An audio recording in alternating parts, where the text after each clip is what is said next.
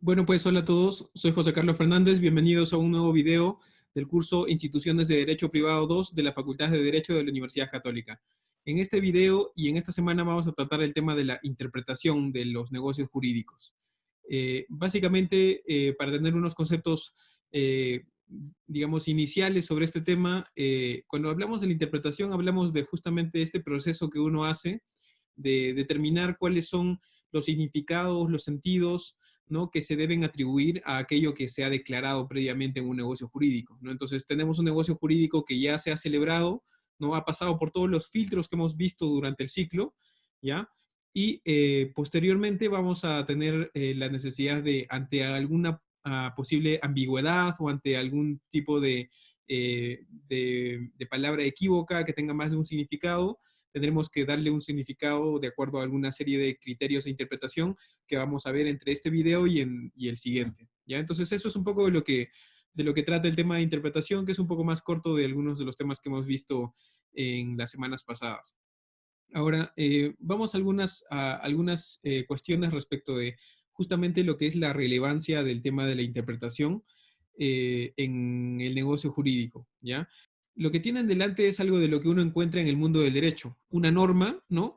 Ya sea una norma jurídica, digamos, del ordenamiento jurídico, o incluso una norma, digamos, privada, incluida en un negocio jurídico, ¿no? Al final lo que hacemos cuando hacemos un negocio jurídico es establecer una serie de normas entre las dos partes, ¿no? Eso es a lo que se refiere esa frase del el contrato es ley entre las partes, ¿no? Al final, después de celebrar un contrato, un negocio jurídico, las dos partes tienen una serie de mandatos, ¿no?, que en teoría deben cumplir, pero esos mandatos, ¿no?, ya sea que estén en una norma o que se encuentren a nivel de una norma privada entre dos partes, no siempre están claras, ¿no? No siempre necesariamente tenemos la forma en que las dos partes lo han entendido, ¿ya? Y en muchos casos de esa interpretación va a depender de qué manera se va a ejecutar, se va a cumplir un negocio jurídico. Y en eso además va a ser un motivo, una fuente de discusiones, una fuente de controversias entre las dos partes de un negocio jurídico. Entonces, eso es lo que está en juego cuando estamos hablando de la interpretación. Es harto de la práctica privada de los que se dedican especialmente a los contratos, ¿no? Tanto a los contratos privados como incluso también a los contratos de los privados con el Estado. Muchos de ustedes para sus infografías tienen contratos que van a ustedes revisar y en muchos momentos va a haber algo, como les digo, de esto, ¿no? Una norma, un mandato, algo equívoco como el que aparece en el letrero del cual quizás no necesariamente se han previsto todos los supuestos, entonces hay la posibilidad de quizás hacer algo que no está en contra de la letra de la norma o en contra de la letra del negocio jurídico, pero que vamos a ver si es que debería o no incorporarse dentro de esos significados, dentro de esos enunciados, dentro de lo que son al final los negocios jurídicos, que son actos comunicativos, ¿no?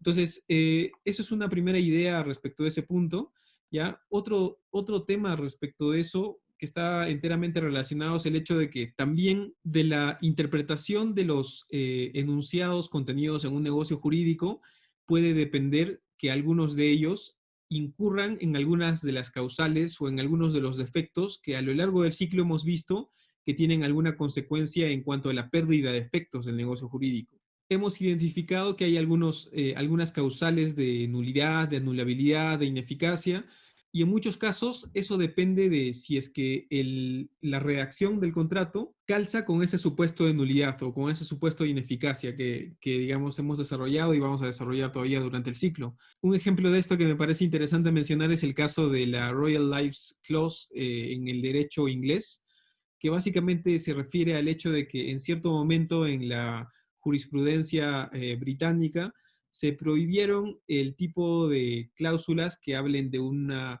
regulación de la perpetuidad, ¿no? De la perpetuidad en contratos como por ejemplo los trust o algunos otros tipos de disposición de bienes, de una manera similar a lo que también en el civil law se incluyeron algunas exclusiones de figuras que sean perpetuas en el ordenamiento jurídico, ¿ya? Y para evitar entrar en esa prohibición, se empezó a utilizar una cláusula que es justamente la que se llama Royal Lives Clause, que es esta que aparece acá, que dice, la opción debe ser ejercitada antes del final del periodo que termine con la expiración de los 21 años contados desde la muerte del último sobreviviente de las líneas de descendencia de Su Majestad el Rey Jorge V, ¿no? O de alguno de los otros monarcas británicos hayan sido, que estén vivos en el momento de este contrato, ¿no? Como ven, esa es una formulación, además, contando con la notoriedad de las vidas de los monarcas y además la longevidad, no solamente de ellos, sino de sus respectivas dinastías, ¿ya?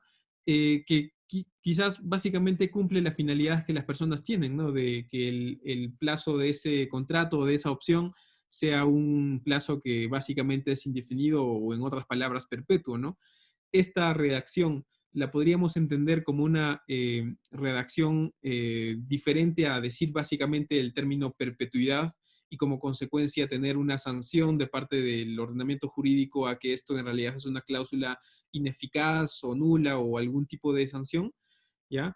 Ahí es donde va a estar justamente la discusión sobre la interpretación de las cláusulas que las personas han incluido en sus contratos, en sus negocios jurídicos, ¿ya?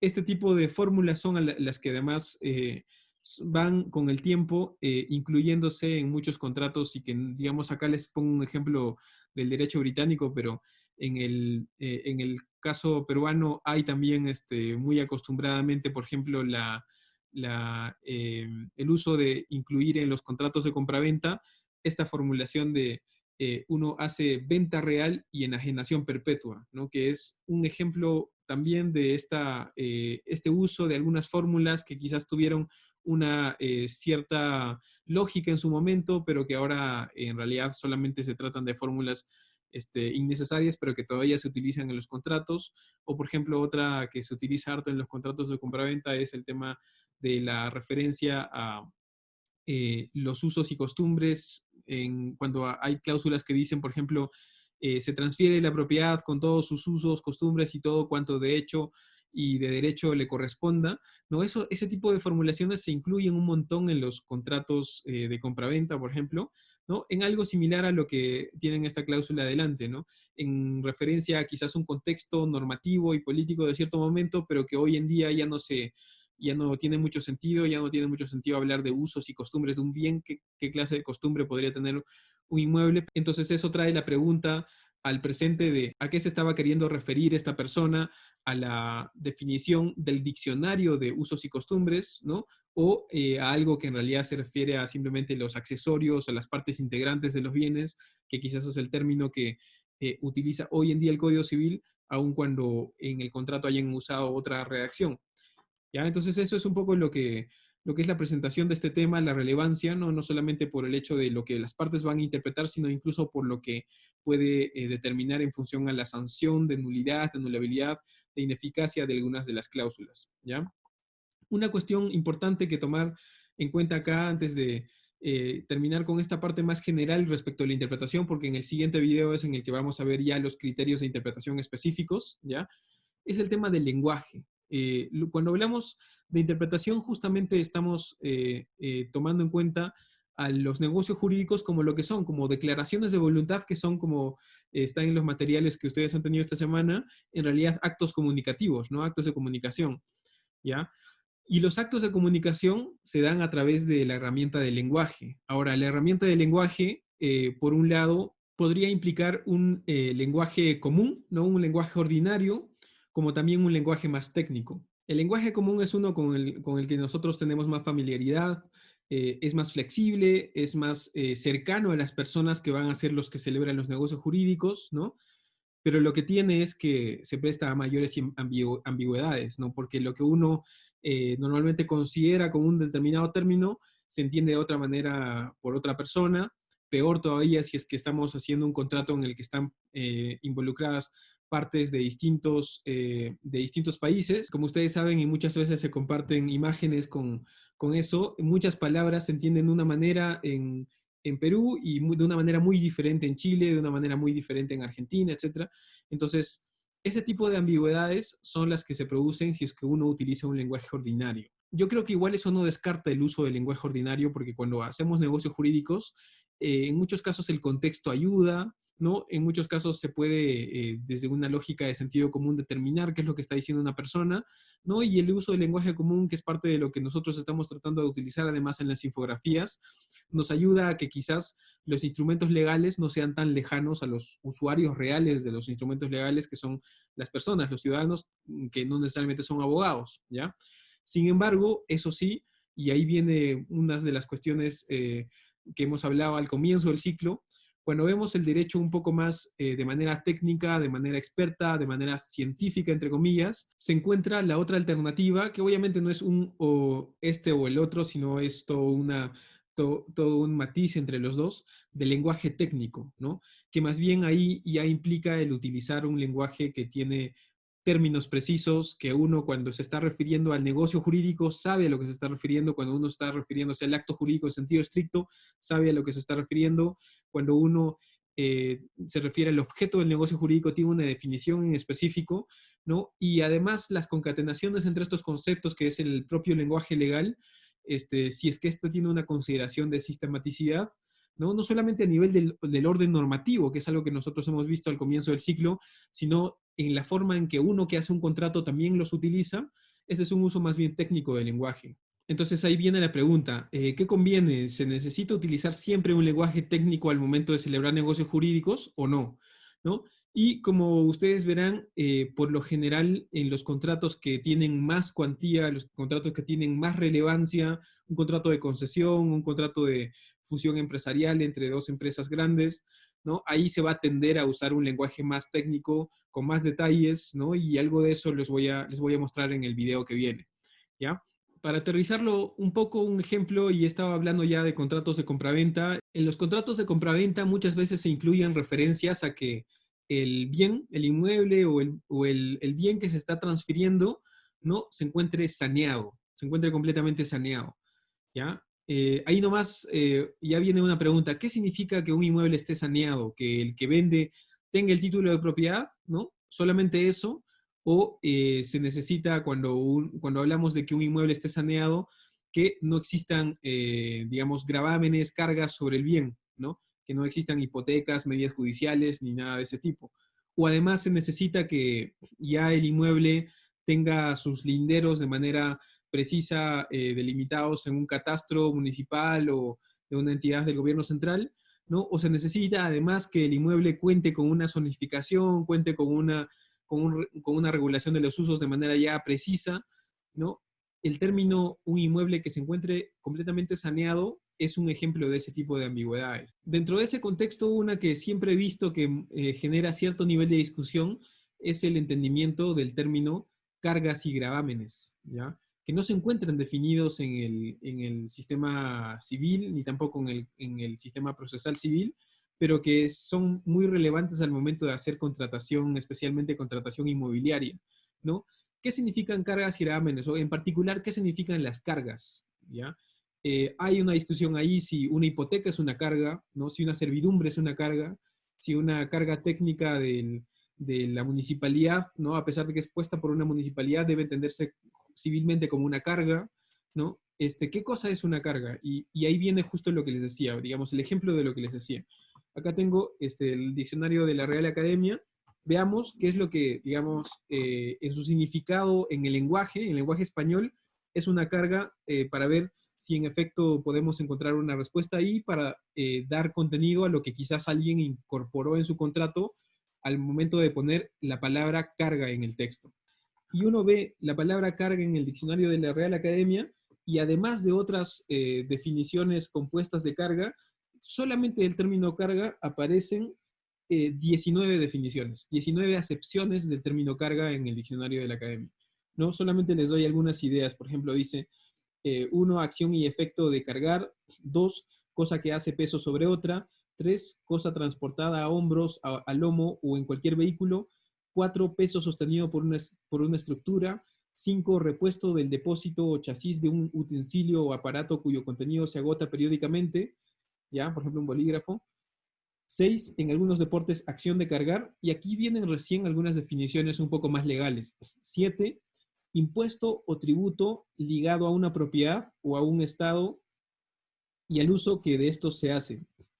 8, obligación aneja a un estado, empleo u oficio. Y así sucesivamente hasta una definición o hasta una acepción 19 del término carga, ¿ya? Entonces, y he visto controversias justamente sobre esto. ¿Estamos o no ante una carga en el supuesto que estamos analizando en un contrato específico? Para empezar, el recurso a una definición de diccionario, como ven, no ayuda, ¿no? 19 acepciones sobre ese mismo término, e incluso en las acepciones que son más de corte legal, no es solamente una, sino hay dos tipos, ¿no? Una se refiere a las cuestiones más fiscales, otra más bien se refiere a algo que se considera anexo a otra situación jurídica.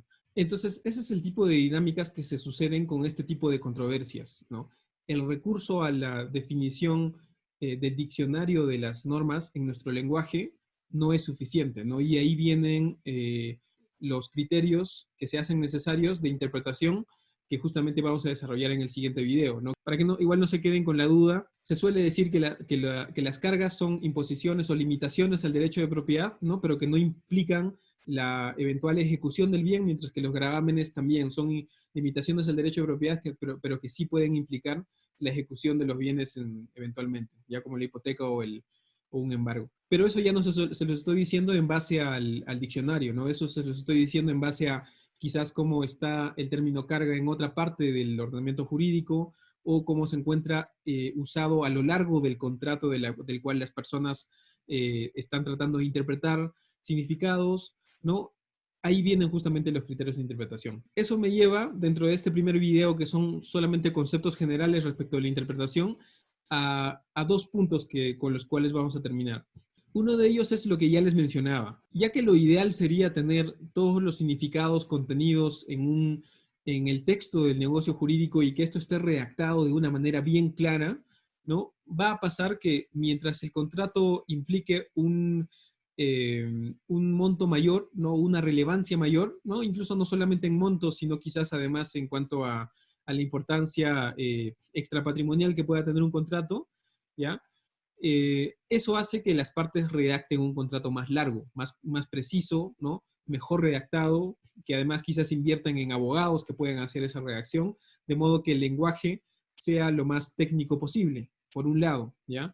Ahora, eso es un punto en el cual no hay que exagerar, ¿no? Y uno encuentra ese tipo de exageraciones muchas veces en la contratación, especialmente en la contratación corporativa y comercial, porque lo que tenemos de particular en nuestro sistema, que es un sistema de civil law, es que a diferencia del common law, nosotros tenemos reglas supletorias. Tenemos un código civil, ¿no? Y en el código civil existen reglas supletorias respecto del contrato de compraventa, respecto del contrato de arrendamiento y respecto de un montón de otros contratos, ¿no? Entonces, en verdad, uno podría celebrar un contrato de compraventa solamente poniendo un par de párrafos y ya someterse a toda la regulación sobre el contrato de compraventa que se encuentra en el Código Civil, ¿no? No necesitaría regular tanto y ya habría buenas reglas más o menos racionales, más o menos sensatas respecto de cómo es un contrato de compraventa, ¿no? Lo mismo con un contrato de arrendamiento, lo mismo con un contrato de mandato, ¿ya? Eso es algo de lo que ustedes verán en su momento en los contratos típicos, porque estos contratos se supone que recojan cuál es la práctica comercial y contractual de una determinada plaza,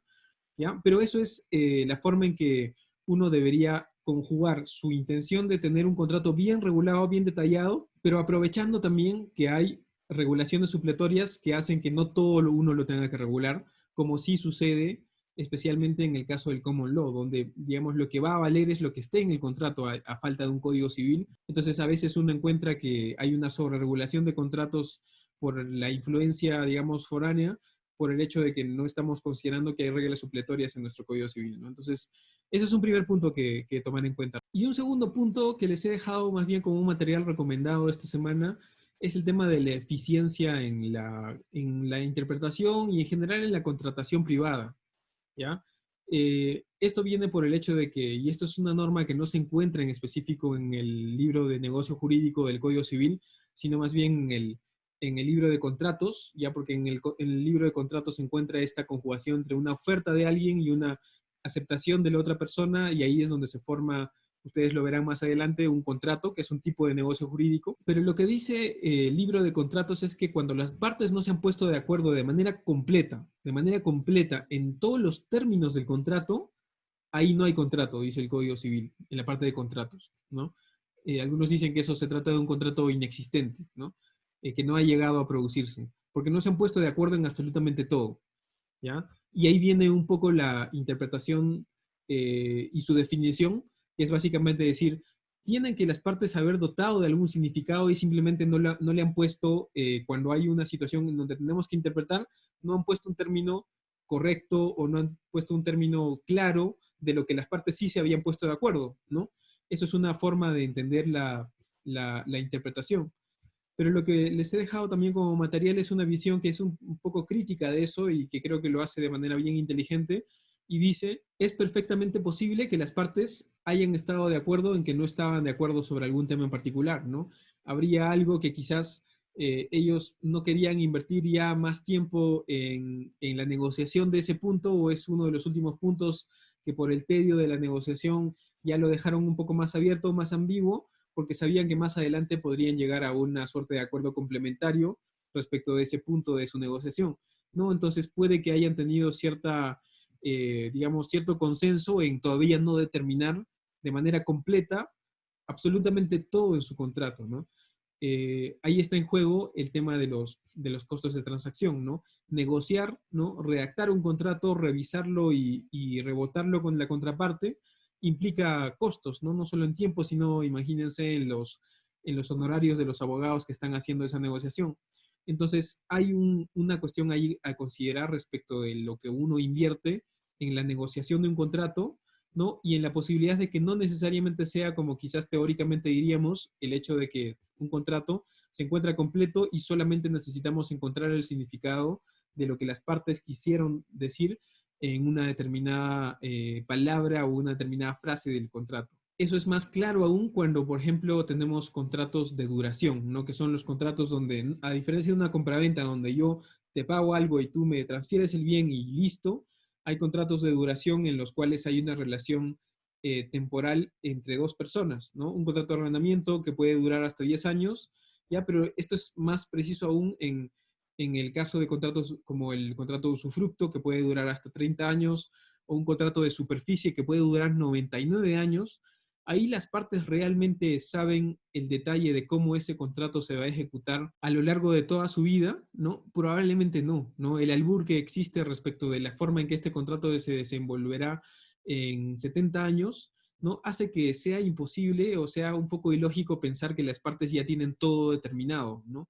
Entonces ahí viene justamente esta lógica, ¿no? De que en realidad los contratos son simplemente una distribución entre la determinación de lo que va a ser la regulación entre las partes. Podrían, por un lado, regular todo de manera absoluta al comienzo, o podrían llegar hasta cierto nivel de acuerdo, tener el contrato ahí y dejar algunas cosas más bien para la interacción entre las partes para más adelante, ¿no?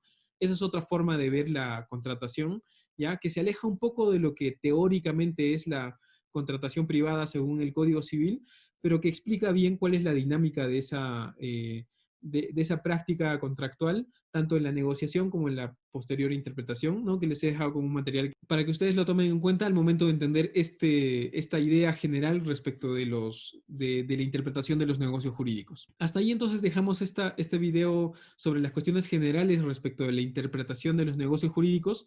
En el siguiente vamos a los criterios en específico que recoge el libro 2 del Código Civil. Ya, entonces lo dejamos ahí y nos vemos en el siguiente video. Ya, adiós.